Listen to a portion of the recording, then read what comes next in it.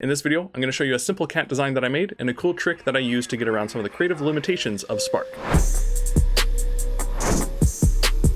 What's up guys, thanks for clicking on this video. My name is Nate Hibbert and this is Wingman University, where our goal is to help you start and scale a print-on-demand business. In today's video, I'm going to be creating a cat design for you. It's going to be simple and kind of to the point, but there's a cool trick that I want to show you guys that will maybe help bring some of your designs to life and really make them pop. So let's go ahead and jump in.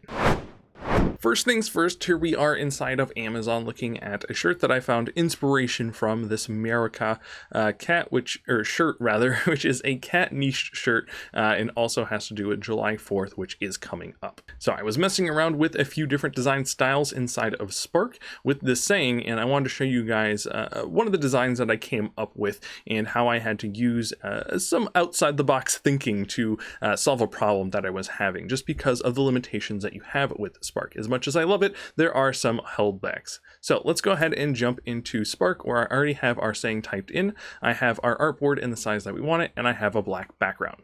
I also want to take a quick second right here and just note that I do use basically the same font for every design that I make inside of Spark. I find it just saves me a lot of time, and I've been really happy with this BN regular font as it is exactly bold, clean, and simple the way that I want it. Let's go ahead and start creating our design, and as always, let's go ahead and split our screen. I'm just going to zoom in over here just a little bit so we can remember that our cat has the red, white, and blue theme, and that's what we're going to try to introduce to our design over here inside of Spark. So I'm going to move America down a little bit, and I'm going to look for something. Instead of doing glasses with the American flag, I'm just going to kind of cut to the chase and put an American flag in there. Now, I like just kind of your basic, clean, and simple American flag, and that's definitely a great one to use, but as this is a little bit more of a playful design, I wanted to find a American flag that maybe has a little bit of a wave in it.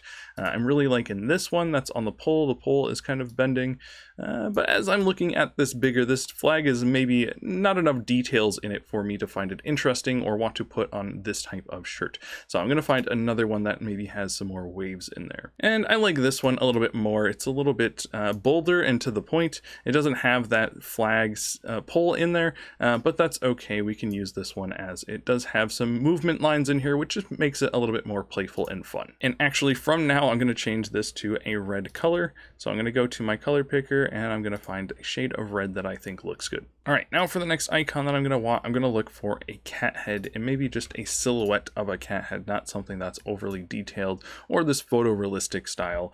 So if we type in cat head, we should get a few different options, and I know there are way more cat heads than this, so I'm actually just going to type in cat and see what we can find. Yeah, you can see that there's a lot more, and as we're scrolling, it's going to bring in so many icons for cats. The internet absolutely loves cats, so there are lots of drawings of them, especially here inside the Noun project, which is who supplies all these icons for us to use inside of Spark. So I'm just going to browse this library of icons real quick, looking for a design of a cat head that I think will work well for what we're doing, and I like a few of these. Let's try out this one to start.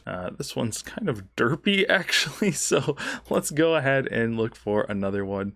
I think this one should be okay. Yeah, that one should be much better. It's a little bit more realistic looking. So there's a few different things we can do with this design, and let's go ahead and turn this white. We could stick it over the top like this and just have kind of a cat head in the middle of the American flag, or we could stick him up here in this top left hand corner as our little, like where our stars would be, or kind of the icon of the flag. And I really like the way that that looks, so we'll probably go with that. But the one problem that I had with this, and this is where the trick comes into play, is this cat has these red eyes since we put him on a red background, and that's kind of creepy. So what I'm gonna do is I'm going to maybe make him black so he sits on the flag and kind of stands out a little bit more, and I'm gonna find a white circle or something to put behind him to not make his eyes so red. And so this is the trick that I'm talking about. Like, the creative limitations is, if this was Photoshop, we could just go in there and paintbrush, you know, a color behind his eyes to make his eyes whatever color we wanted, or we could do a lot more creative things with the tool. And so what we have to do is think a little bit outside the box. Go in here, we can type in circle find an icon that's going to be nice and solid. And once we bring this in, we can use our orders slider here to move it where we want. So we don't want to put it right on top where it would be so obvious or, you know, completely disrupt what this graphic's all about. But we can do is we can change the color of this to white. We can go back to icon, and then we can move this order slider to the left one, and it will be right behind our cat. So now it actually has white eyes. And that one's still a little creepy because there's nothing in the eyes. So maybe there's another cat head that we want to find. So I'm going to go into cat and find one that has like pupils or something to drive home the point that is a cat head. So this one's kind of funny. He kind of fits with the jokey American meowika, excuse me. So I'm going to move this into place, and you can see that our circle doesn't quite fill up his eyes. He's still got some red in there. So what we can do is we can move this now to the back more. Whoops. We can click on the cat head and move him to the back a little bit more. Click on our circle, make him nice and big, move him into place with our arrow keys if we're all the way zoomed out. And once we do that, then we can move it back behind the cat head. And there we go. We have our cat eyes completely filled in, even his mouth filled in and his nose.